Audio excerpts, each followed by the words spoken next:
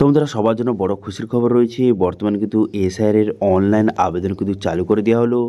যারা কিন্তু পরিযায়ী শ্রমিক রয়েছেন তার জন্য বড় খুশির খবর। তারা কিন্তু বর্তমানে যারা কিন্তু বাইরে রয়েছে অথবা যারা কিন্তু পশ্চিমবঙ্গের মধ্যে রয়েছে সবাই কিন্তু অনলাইন আবেদন করতে পারবেন। অনেকে ভাবছে যে যারা কিন্তু বাইরে রয়েছে শুধুমাত্র তারা আবেদন করতে পারবে, এরকম নয়। চাইলে আপনিও কিন্তু অনলাইন আবেদন করতে পারেন।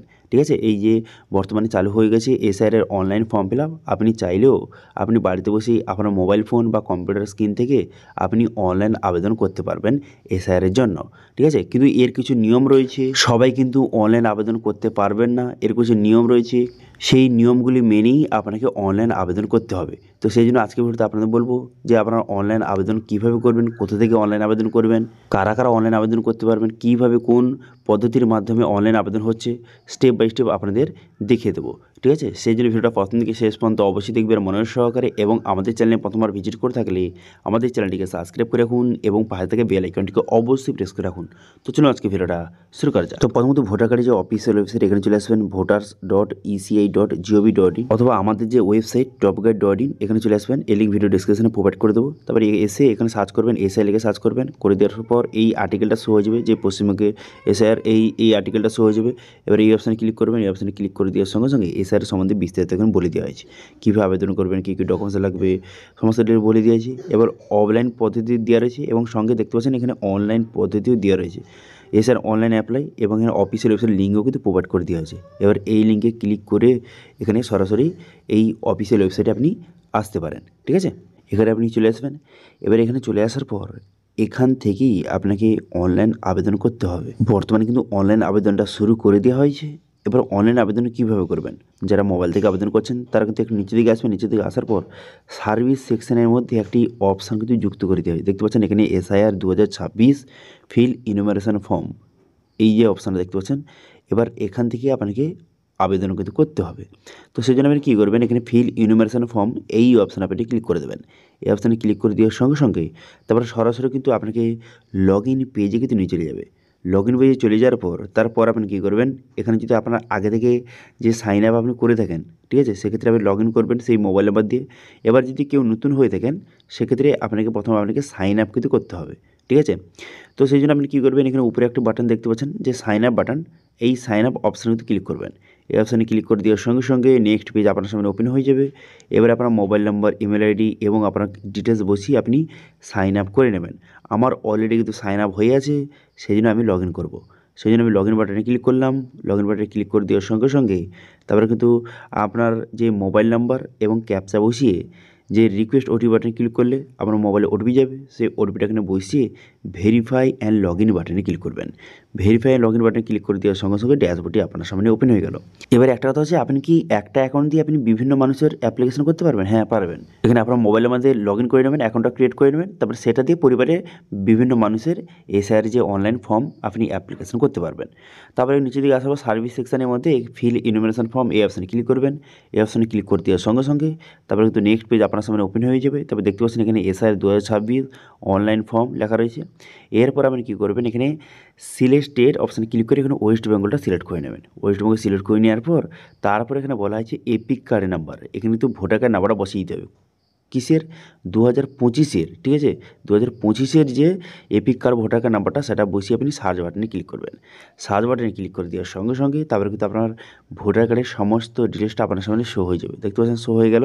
এখানে কিন্তু আপনার যে ভোটার কার্ডে আপনার নাম কী রয়েছে, এপিক নাম্বার এবং সমস্ত ডিটেলসটা কিন্তু শো কিন্তু হয়ে গেল। দেখতে পাচ্ছেন হয়ে গেল।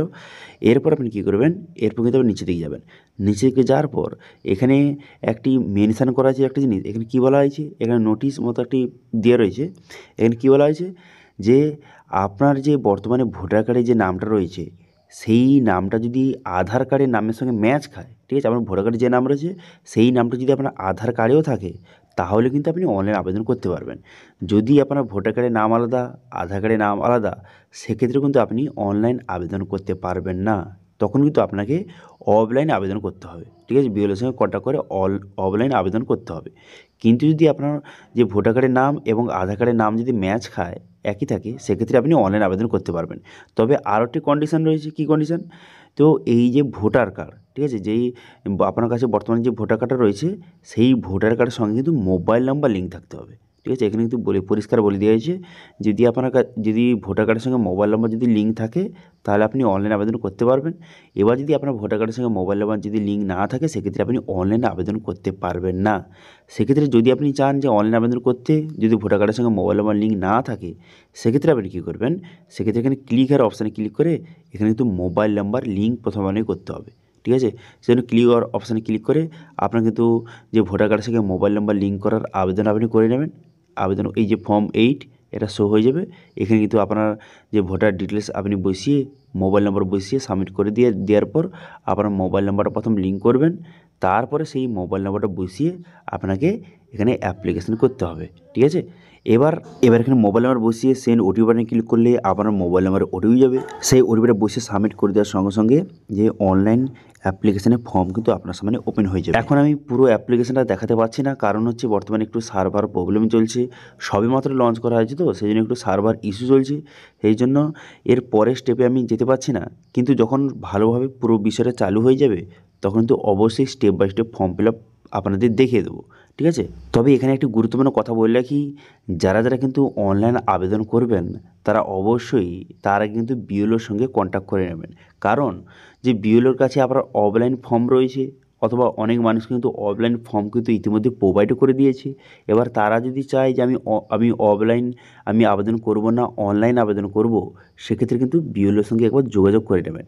কারণ তার কাছে অফলাইন ফর্ম তো রয়েছে, আপনাকে অফলাইন ফর্ম সাবমিট করে দিয়েছে, সেক্ষেত্রে একটু সমস্যা হতে পারে। তো সেই জন্য আপনি কিন্তু প্রথম বিএলওর সঙ্গে যোগাযোগ করে নেবেন, এবার তার পারমিশন নিয়ে আপনি কিন্তু অনলাইন আবেদন করতে পারেন। ঠিক আছে, নাহলে আপনাকে অফলাইন ফর্মও দিয়েছে এবং সঙ্গে আপনি অনলাইন আবেদনও করছেন, সেক্ষেত্রে একটু সমস্যা হতে পারে। ঠিক আছে, এবার অনেকে বলবে যে আমি অনলাইন আবেদন কি সবাই করতে পারবে? হ্যাঁ, অনলাইন আবেদন সবাই করতে পারবে, যারা কিন্তু বাইরে রয়েছে বা যারা কিন্তু বর্তমানে পশ্চিমবঙ্গে রয়েছে সবাই কিন্তু অনলাইন আবেদন করতে পারবে। ঠিক আছে, এটা বিশেষ করে এটা চালু করেছে কেন, যারা কিন্তু বাইরে রয়েছে, পশ্চিমবঙ্গের বাইরে রয়েছে তাদের জন্য কিন্তু বিশেষ করে চালু করেছে। কিন্তু চাইলে আপনিও আবেদন করতে পারেন, কিন্তু তার আগে অবশ্যই বিএলওর সঙ্গে যোগাযোগ করে নেবেন। কারণ আপনার যে বিএলওর কাছে আপনার অফলাইন ফর্মও তো রয়েছে। ঠিক আছে, অনেকে কিন্তু অফলাইন ফর্মও কিন্তু প্রোভাইড করে দিয়েছে ইতিমধ্যে।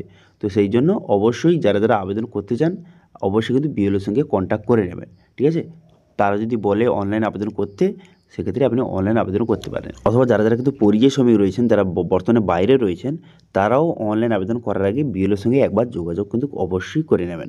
ঠিক আছে, এবং সঙ্গে এই সার্ভার প্রবলেমটা যখন সলভ হয়ে যাবে তখন কীভাবে অনলাইন আবেদন করবেন তার স্টেপ বাই স্টেপ প্রসেস আপনি দেখে দেবো। এখন বর্তমানে সবেমাত্র চালু হয়েছে, সেই জন্য কিন্তু একটু সার্ভার প্রবলেম চলছে। যখন এটা ভালোভাবে চালু হয়ে যাবে তখন কিন্তু আপনাদের ভিডিও অবশ্যই প্রোভাইড করে দেবো। ওকে, তো এটি ছিল আজকে আপডেট। ভিডিও ভালো হয়ে থাকলে ভিডিওকে লাইক করে দেবেন এবং ভিডিও কিন্তু বন্ধুর সঙ্গে শেয়ার করে দেবেন, এবং আমাদের চ্যানেলে প্রথমবার ভিজিট করে থাকলে আমাদের চ্যানেলটিকে সাবস্ক্রাইব করে রাখুন এবং পাশে থেকে বেল আইকনটিকে অবশ্যই প্রেস করে রাখুন। আজকে ভিডিওটা এই পর্যন্ত, দেখা আছে নেক্সট ভিডিওতে। Thank you.